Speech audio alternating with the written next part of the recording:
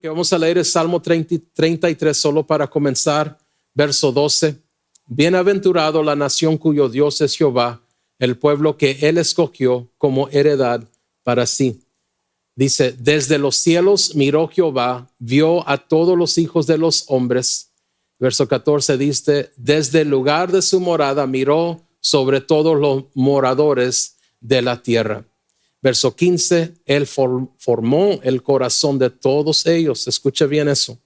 Él formó el corazón de todos ellos. Atento está a todas sus obras. Padre, gracias te damos en este día, Señor, y te pedimos que formes y sigas formando nuestro corazón, pero también nuestra mente. Esta cultura, eventos en la vida, cosas que hemos pasado, a veces toman la prioridad y esas cosas comienzan a formar nuestra mente y nuestro corazón. A veces experiencias buenas o aún malas, Señor, también comienzan a formar lo que pensamos que es la intención de la iglesia. Momentos difíciles y quebranto, quizás ofensa cuando ocurre en la iglesia, comenzamos a pensar, Señor, que ¿para qué estamos aquí juntos? Y nos desviamos. Pero, Señor, nos has puesto tu palabra para darnos y para que a través de tu palabra y tu Espíritu Santo formes, Señor Padre, lo que llamamos iglesia. Forme nuestra mente y corazón y hazlo en este día. Trae sanidad a cualquier dolor, a cualquier ofensa, a cualquier cosa que nos ha dividido, de apartarnos de tu plan original. Danos tu gracia, tu Espíritu Santo guíe estos mensajes en el nombre de Jesús. ¿Cuántos dicen amén? Amén. Pueden sentarse.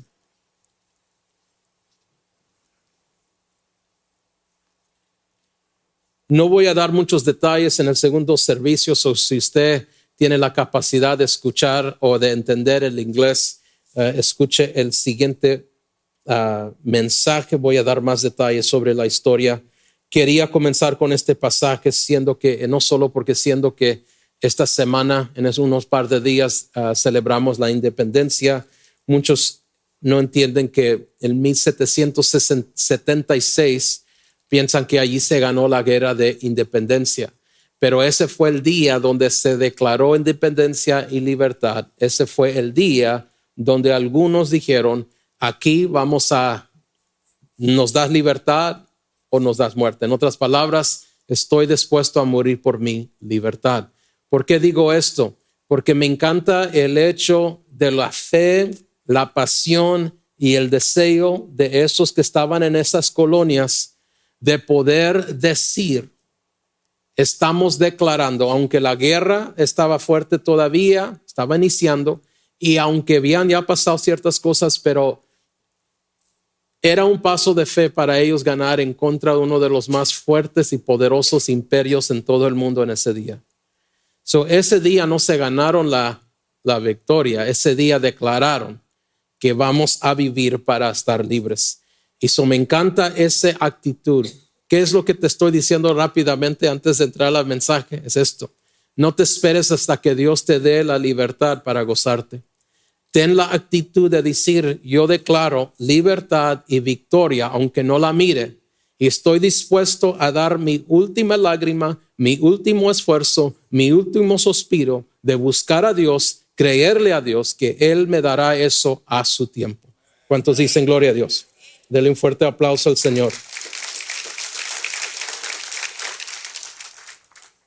Voy a decirles esto, que hay algo que se me hizo interesante, que un estudiante, unos profesores en la Universidad de Houston hicieron un examen, un repaso de un tiempo de 10 años durante la revolución, y querían saber qué fue la fuente, qué fue la base, la fuente de las ideas detrás de la constitución de este país.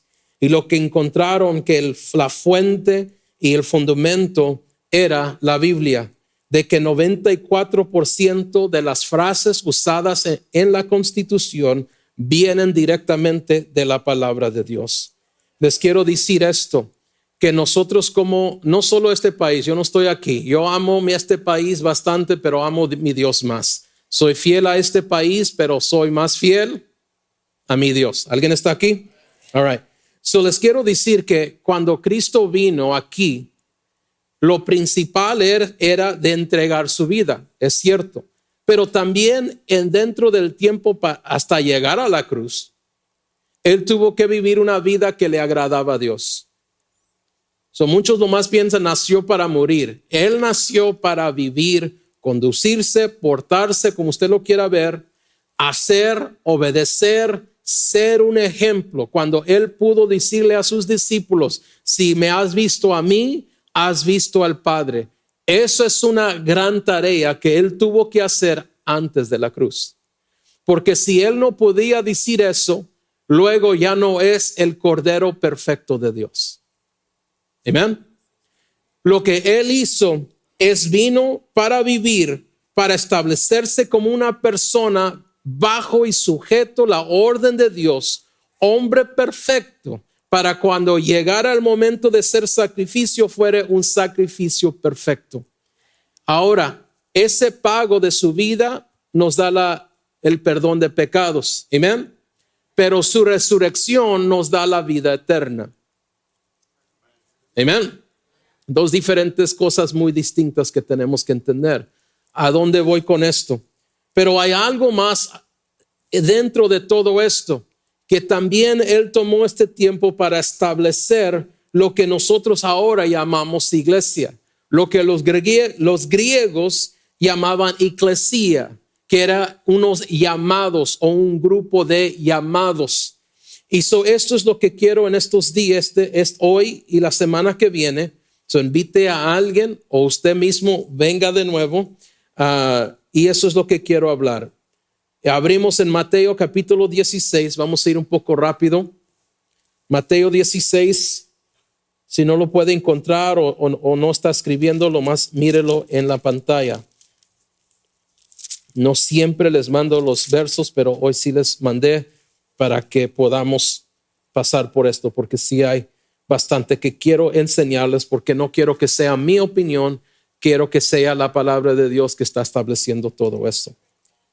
Lo primero que tenemos que mirar cuando decir y hablar de la iglesia es de contar las veces, y hay muchos, no puedo nombrar todos porque por el tiempo, pero sería unos 2 sermones lo más en eso. Pero tenemos que mirar al Antiguo Testamento, porque el Antiguo Testamento, el primer pacto, nos da el corazón de Dios. Todos digan el corazón de Dios. El nuevo pacto nos da la manifestación de la voluntad de Dios. ¿En qué forma? En Cristo Jesús. No podemos deshacernos como unos quieren. No, el Antiguo Testamento es del pasado, ya fuera de moda, ya no es... Y muchos se agarran de eso por ciertas cosas personales. Uno de ellos es diezmo. Eso es estar bajo maldición. Pero no dan en el nuevo pacto, pero tampoco quieren dar en el antiguo pacto. Pero deja seguir adelante porque me van a apedrear ahí. Lo que tenemos que mirar es la intención de Dios. Se encuentra en el Antiguo Testamento, pero Él dice, no se pudo hacer, no por su debilidad, sino por la debilidad del hombre. ¿Alguien está aquí? Escuche bien. ¿Dónde miramos una forma de iglesia? Lo miramos en Adán y Eva. Pues tenían pastores, no. La intención de Dios que llamó, que es eclesia, un llamado de congregación, llamado de un grupo de gente. Que Él llamó, Él sacó el hombre, a Adán, de la tierra. Le dio compañerismo con su esposa. Le dio hijos, tuvieron comunión ellos. ¿Para qué? Para tener comunión con Dios. Ahora avanzo. Miramos en Noé. Noé también nos representa la iglesia. ¿Por qué? Porque nos representa allí mismo que Él está dando una palabra y una oportunidad de rescate al pueblo que se había perdido, el cual Jesús en Génesis 6 dice que Él se había cansado de contender con el mundo. ¿Qué es lo que hizo? Levantó un hombre, lo llamó para hacer una arca. La arca representa la iglesia y le dijo, esto será un lugar de refugio para el que llegue.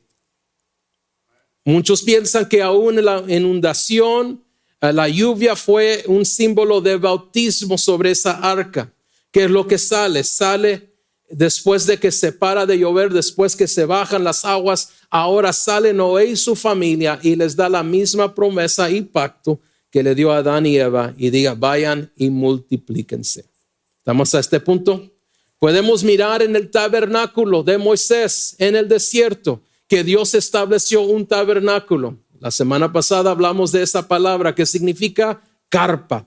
¿Qué es lo que hizo un tabernáculo en el desierto? Donde el simbolismo de ese tabernáculo nos apunta a Jesús, nos apunta a la iglesia, nos da un altar, nos da un lugar de santo, nos da un lugar de incienso, como que se levanta a Dios, así como lo hemos hecho con la alabanza en este día. Aleluya.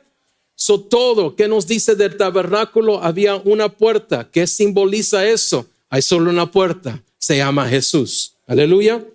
Puedo seguir de David y on, pero ahí le voy a parar. Usted sabe que Dios se mueve de gloria, gloria.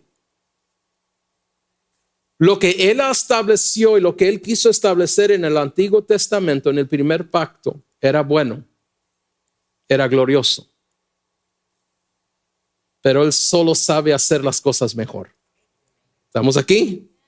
¿Qué es lo que hace? Lo primero que quiero hablar es Mateo 16.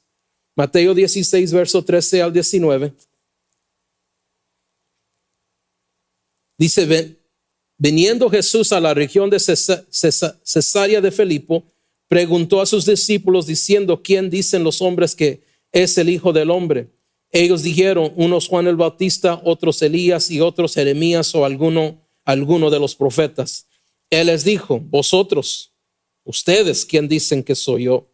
Verso 16 dice, respondiendo Simón Pedro, dijo, tú eres el Cristo, el Hijo del Dios viviente. Entonces le respondió Jesús, bienaventurado eres, Simón, hijo de Jonás, porque no te lo reveló carne ni sangre, sino mi Padre que está en los cielos. 18 dice, y yo también te digo que tú eres Pedro, y sobre esta roca edificaré mi iglesia, y las puertas del Hades no prevalecerán contra ella. Y dice, y a ti te daré las llaves del reino de los cielos, y todo lo que atares en la tierra será atado en los cielos, y todo lo que desatares en la tierra será desatado en los cielos. El pueblo de Dios dice, ahí es donde Dios nos llama del Antiguo Testamento y nos llama a una grandeza más grande. Ahí en ese momento dice, qué bien que levanté una familia en un huerto, qué bien que levanté un hombre y él rescató su familia y proveyó un lugar de rescate, que aunque los seres humanos no lo tomaron, los animales sí. Increíble. Sí es cierto que levanté un tabernáculo en el desierto, pero solo para prepararlos para la tierra que fluye leche y miel. Sí, levanté a mi hijo David y él sacó el arca del pacto, lo sacó y lo puso donde era accesible a todo el mundo. Allí miramos, David estaba tan adelantado de su tiempo que a veces lo olvidamos. El rey David estoy hablando. Pero ¿saben lo que sucede después de todo eso? Dios manda a su hijo y él dice, esas cosas son grandes, pero te voy a dar algo más grande. Ahora te dice, eso eran ritos, eso eran maneras de cómo buscarme, pero ahora te voy a decir algo diferente y a establecer algo. A través de la revelación de Cristo. Esto no dijo, y se los puedo explicar, pero el tiempo no nos permite. Pero aquí no, en ninguna forma, aquí leyéndolo en español, leyendo en el griego, no es Pedro, que Jesús no está profetizando que Pedro iba a ser esa roca. No, él está diciendo sobre esta revelación, sobre el hecho que soy el Mesías, sobre este que llaman a Cristo el ungido de Dios. Sobre esto edificaré mi iglesia y las puertas del infierno no podrán prevalecer. ¿Cuántos dicen amén?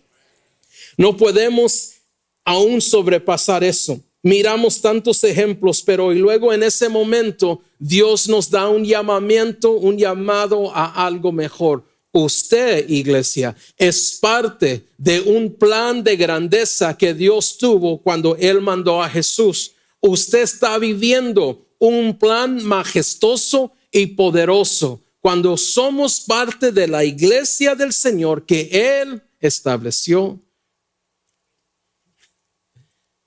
Ninguna autoridad del infierno, ningún poder del infierno podrá prevalecer en contra de usted y en contra de su familia. ¿Cuánto dice amén? Dele fuerte ese aplauso al Señor. Miramos aún lo que dice en Primera de Pedro capítulo 2, verso 9 y 10. Un pasaje muy conocido.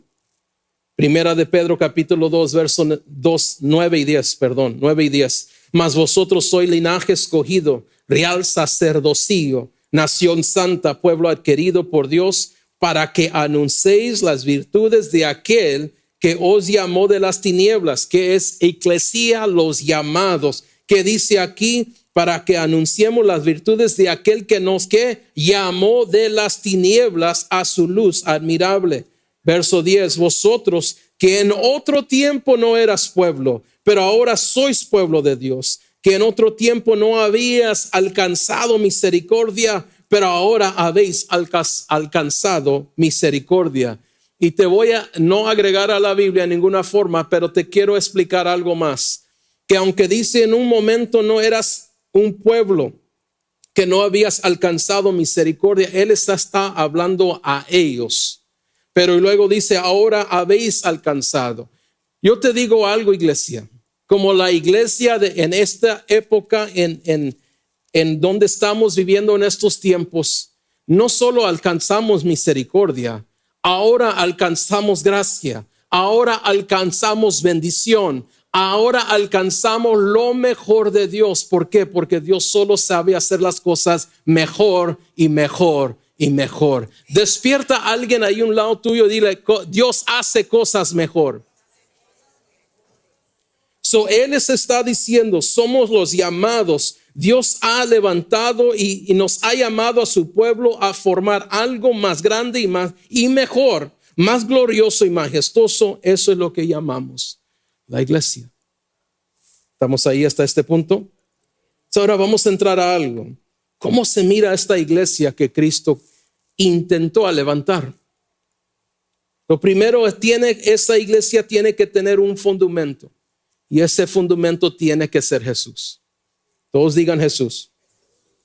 Él le dijo, regresando a Mateo 16, el verso 16 dice, respondió Simón Pedro, dijo, tú eres el Cristo, el Hijo del Dios viviente.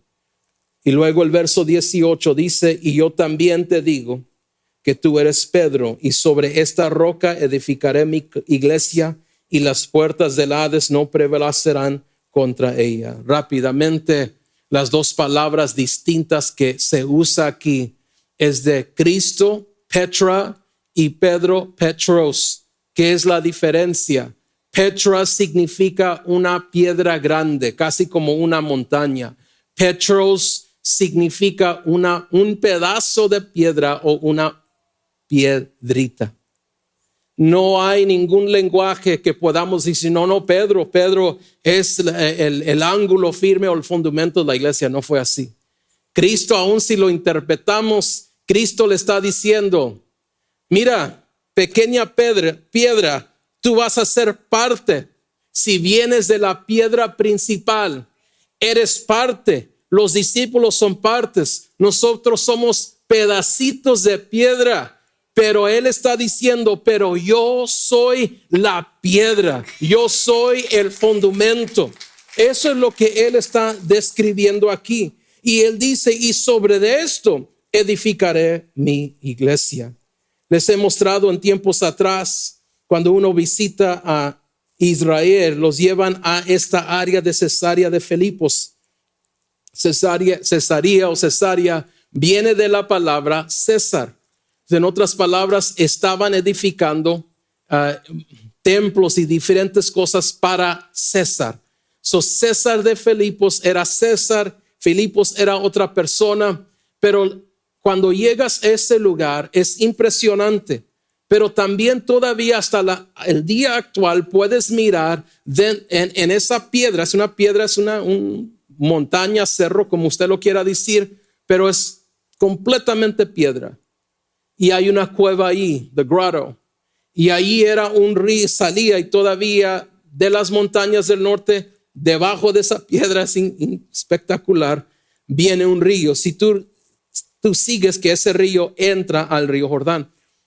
Si tú sigues, cuando llegas ahí, sigues ese río, te lleva a esa piedra. Y luego dices, pues, ¿de dónde está saliendo esta agua? Está saliendo de la roca, literalmente. Está saliendo de debajo de esa roca. Lo que él está diciendo, él los llevó no al lugar más religioso, porque eso fuera sido Jerusalén. Escúchenme, por favor. No los llevó al lugar más perfecto, más santo, más religioso para decir, voy a establecer mi iglesia aquí. ¿Sabe dónde los llevó? Al lugar más pagano, más vil, más lejos al norte de Jerusalén que pudo llevarlos. Los llevó a un lugar donde servían y traían sacrificios que muchos consideran hasta niños y humanos eran sacrificados al Dios de pan, donde no es pan de comemos, sino pan de pánico.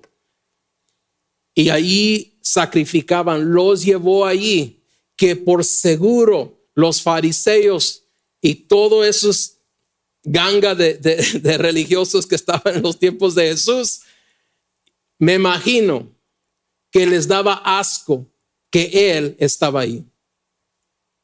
Nadie quería estar ahí. Pero ¿saben lo que Jesús hace? No los lleva al templo, no los lleva a Capernaum, no los lleva a estos lugares donde hizo milagros. Los llevó al peor lugar y dijo, aún en esta maldad, aún en esta oscuridad, las puertas del infierno no podrán encontrar una iglesia que está establecido sobre la revelación de Cristo Jesús. Te digo esto, dele honra y gloria al Señor. Te voy a decir esto, ¿qué significa para nosotros? Lo que significa es en tu peor día, si tu fundamento es Jesús, nada va a prevalecer. En tu día donde dices, este es el peor día de mi vida, Dios está contigo y es el fundamento. Y tu día difícil, tu día pesado, no va a poder en contra de Dios. ¿Alguien está aquí en este día? Él estableció y nos llamó a una grandeza mayor. Ahora Hechos capítulo 4, 10 y 12. Hechos capítulo 4, versos 10 y 12. ¿Están conmigo todavía? Praise God. Dice, sea notorio a todos vosotros y a todo el pueblo de Israel que en el nombre de Jesucristo de Nazaret, otra vez, el Mesías, Jesucristo, Jesús el llamado, el Cristo, el ungido de Nazaret, a quien vosotros crucificáis y a quien Dios resucitó de los muertos, por él está, este hombre está en vuestra presencia y sano. Verso 11. Dice, este Jesús es la piedra reprobada por vosotros los edificadores, la cual ha venido a ser cabeza del ángulo.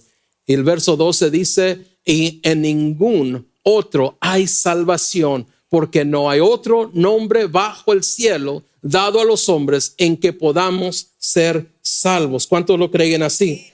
¿Cómo se mira la iglesia que Cristo intentó establecer? Se mira así. Tiene un fundamento. El nombre es especial. La autoridad que viene de ese nombre, no hay otra autoridad.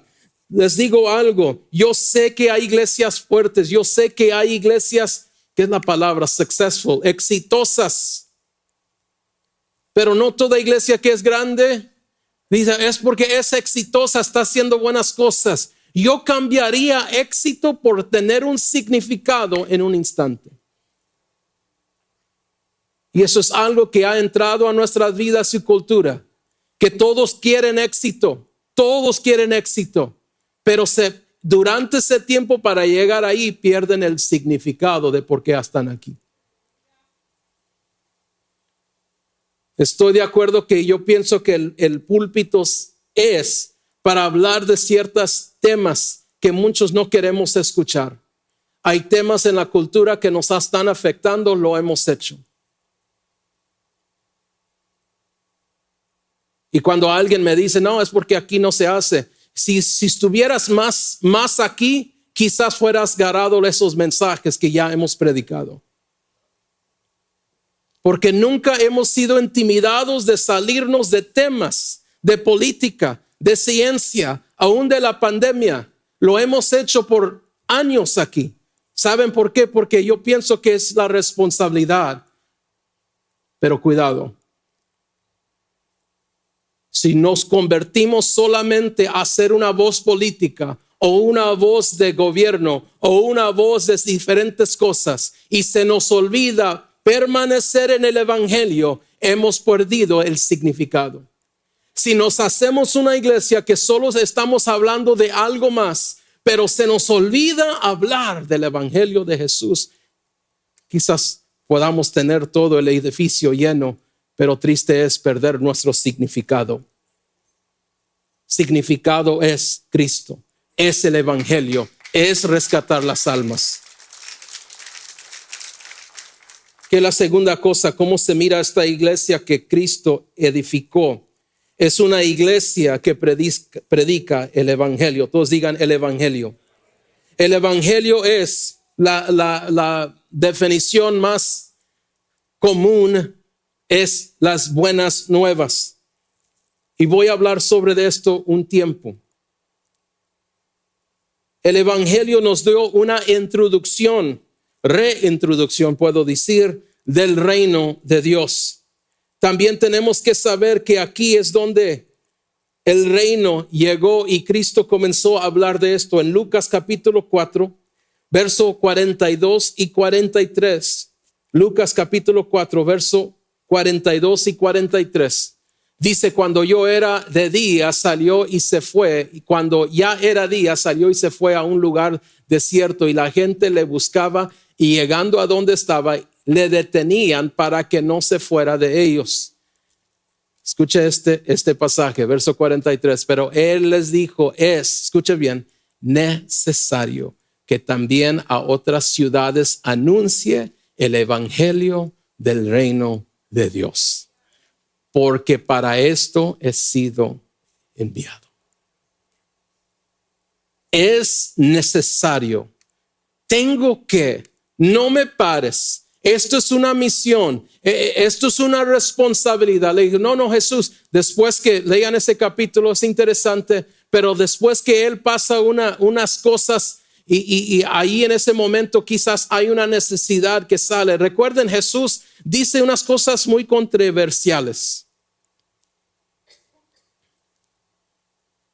Dice, yo no vengo a unir, vengo a traer espada.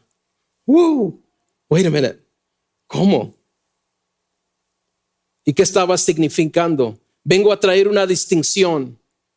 ¿Qué es la distinción? Que no todos los que me llamen Señor, Señor entrarán al reino de los cielos. Una frase que siempre me recuerdo mi suegro siempre decir. Cuando le dijo a uno de sus discípulos, tú también te vas a ir. Dice, ¿y a dónde iré si solo tú tienes palabra de vida? ¿Sabe por qué le dijo eso? Esa conversación viene porque él miró las multitudes reducirse. Llegó los 120, llegó los 70, llegó al menor de eso y luego están los 12. Y ahora Jesús está mirando y diciendo, ¿qué no teníamos como 120 fieles? Les molestó lo que dije. Y luego les dice a los 12, y ustedes también me van a dejar, se van a ir. Tenemos una idea, por favor capten esto en su corazón. Tenemos una idea a veces que Dios está tratando de que cada palabra sea acomoda en nuestra realidad. No. La palabra de Dios es la palabra de Dios, ayer y hoy y por el siglo. La palabra de Dios es la palabra de Dios cuando estoy en buenas, cuando no estoy en buenas y cuando nadie puede estar alrededor de mí. Come on, somebody. Es la misma palabra. Si me incomoda hoy, yo tengo que preguntarme, ¿por qué estoy rechazando una palabra que viene de Dios? Por eso también me fascino cuando hay una palabra y alguien nos ponemos nuestros moños espirituales y luego alguien dice, yo no acepto esa palabra. Pues sabe que si viene de Dios, aunque lo acepte o no, es de Dios. Aleluya. Nunca he captado esa mentalidad. No lo acepto, no lo recibo. Si es la palabra de Dios, la palabra de Dios. Ahora si es alguien por ahí, por las calles que está perdido y te quiere profetizar y decir y está mal, pues está mal. Esa palabra ni es de Dios. I reject it. Pero si es de Dios, ¿quiénes somos nosotros para decir, no, la rechazo? Hasta decimos, ay, perdónanos, Señor. La rechazo en el nombre de Jesús. I better keep going. ¿Qué dije Jesús? Tengo que. ¿Qué es el evangelio? El evangelio fue la introducción del reino del Señor. Marcos capítulo 1, verso 14 y 15. Les dije que iba a tener varios pasajes. Marcos capítulo 1, verso 14 y 15.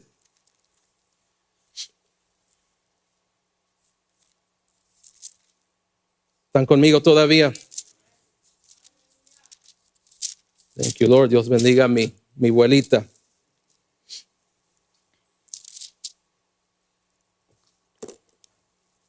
Dice el verso 14 de Marcos capítulo 1, después que Juan fue encarcelado. I don't think that's it, but here we go. Encarcelado, Jesús vino a Galilea predicando, escucha bien, el evangelio del reino de Dios. Escucha bien, diciendo, el tiempo se ha cumplido y el reino de Dios se ha acercado. ¿Qué dice ahí? Otra vez, dígalo fuerte. Dice, arrepentíos y creed en ¿qué? El evangelio. ¿Qué es lo que dice? El evangelio es la introducción del reino de Dios. El evangelio que era una responsabilidad y aún en este día todavía es la responsabilidad de la iglesia que Él ha levantado de hablar del reino del Señor. No estamos limitados al sistema político de cualquier país en cual vivimos. Soy parte de un reino. Ahorita estamos en la historia, no hay otra. Siempre se dice que somos una democracia. Este país es una república.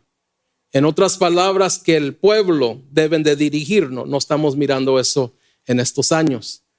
Y fíjense cómo siguen diciendo, esta persona está quebrando nuestra democracia. Este presidente pasado está quebrantando esta democracia. Estas leyes van en contra de nuestra democracia. Escuche bien. Los están tratando de convencer que somos un país bajo una democracia. No somos. Somos una república. ¿Qué es la diferencia? Una democracia es guiado por gobernadores, estados, en el dirá, pues es lo que tenemos. Escuche bien. Una república es guiado por el pueblo. Este país debería de ser para el pueblo y del pueblo. For the people and by the people. Pero ¿qué se nos está diciendo? Oh, no, se está quebrando la democracia. No es democracia. ¿Para qué? Para ponernos en pleitos, para dividir el pueblo, para convencernos, sí es cierto, tenemos una democracia, es una república. Pero te digo algo más. Nosotros como creyentes estamos en un reino. Todos digan el reino de Dios. Déjenme adelantarme. El evangelio, dirán, ¿qué es el evangelio? La introducción del reino de Dios. Pero el evangelio de Dios hay algo más. También nos introdució un plan. Todos digan un plan. Ese plan, ese plan tiene muchas partes. Se los voy a decir rápidamente. 1, el evangelio es un plan. Número 2, el evangelio es un evento. Dirán, ¿qué evento? Es el nacimiento de Jesús, la vida de Jesús, la muerte de Jesús, la resurrección de Jesús. Y al final será el regreso de Jesús. El evangelio es la introducción de eventos específicos, grandes y poderosos que han marcado la iglesia y van a seguir marcando la iglesia. ¿Qué es el evangelio? El evangelio es un logro. ¿Cómo? La muerte fue vencida, pecados son pagados.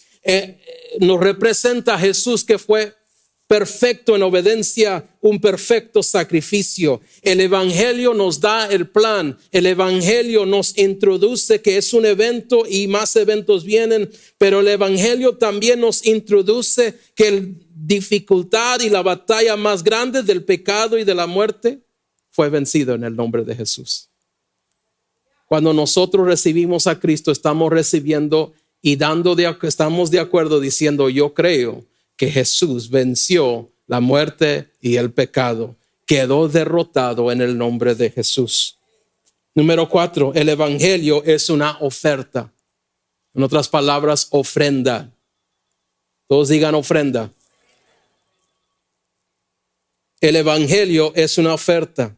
Es libre. Isaías nos dice, todo vengan a beber, vengan, tomen, beban sin precio. Ahí está ya 700 años antes de la vida de Jesús. Ya están profetizando, viene algo, viene un evangelio, viene una oferta. ¿Qué es el evangelio? Es una oferta. ¿Por qué es una oferta? Suena, pastor, como, no se suena bien. ¿Por qué es una oferta?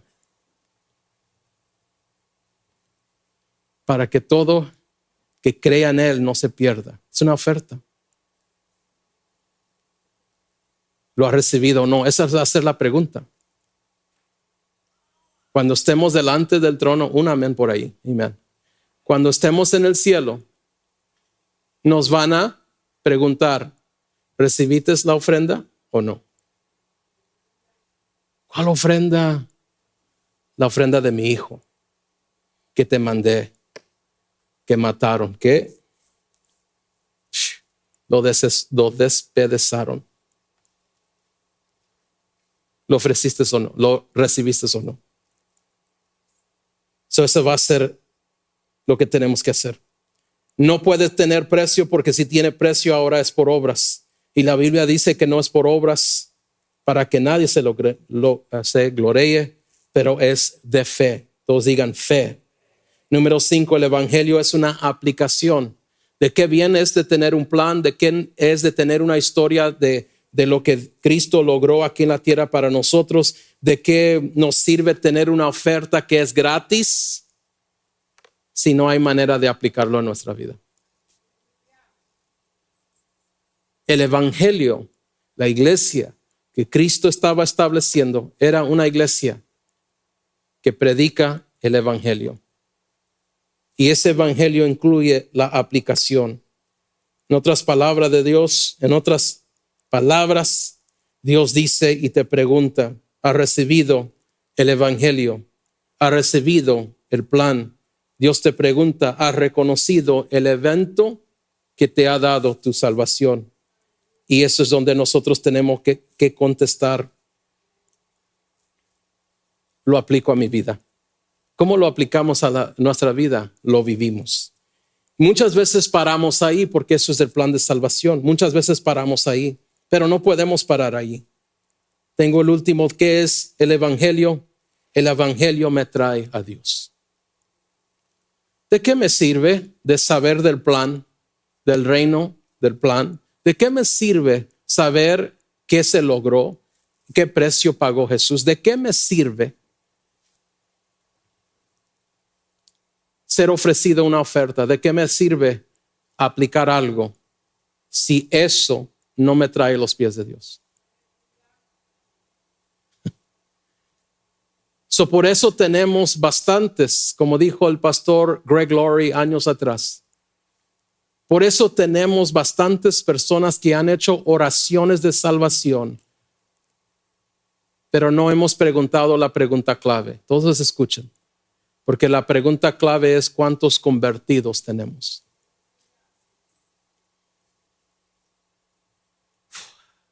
Porque Cristo comenzó a predicar, arrepentíos porque el reino de Dios se ha acercado.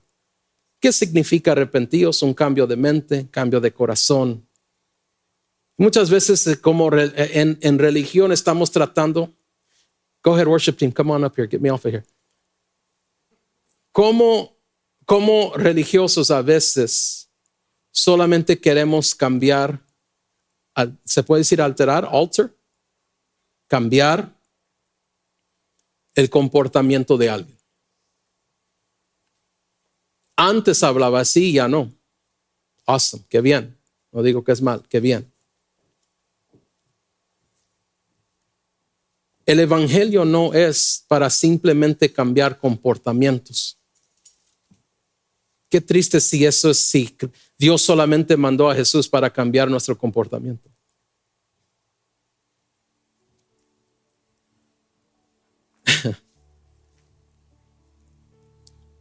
El evangelio es para cambiar corazones, transformar corazones. Sé transformado por la renovación de tu entendimiento. Y son muchas veces, en las iglesias queremos mirar a todos que se miren igual, se vistan igual. All of that. No miren alrededor, por favor, no miren alrededor. Pero siendo honesto, cuando comencé a pastorear, ¿saben lo que me preocupó más? De mi plan que yo tenía se cambió inmediatamente. Porque en mi mente yo tenía, mira, esta persona es fiel, esta persona siempre está aquí, esta persona me va a poder ayudar, esta persona. Oh, man. Y cuando miré que había personas que aparecían como buen cristianos, pero no eran.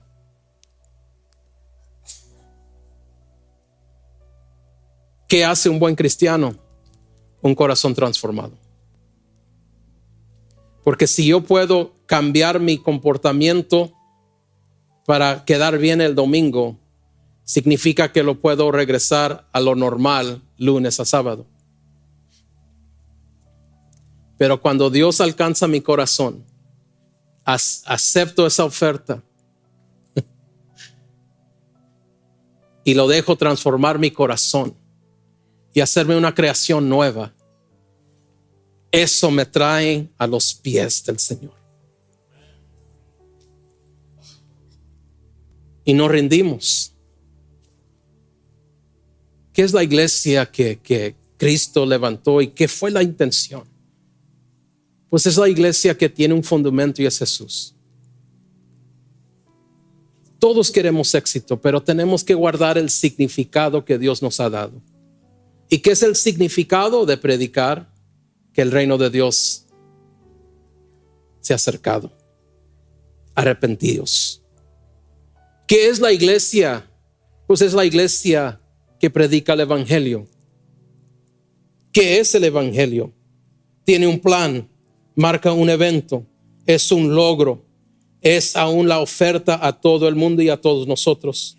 El evangelio es una aplicación, lo recibimos y a través de ello y ese plan vivimos una vida nueva y al final ese evangelio me trae a los pies del Señor.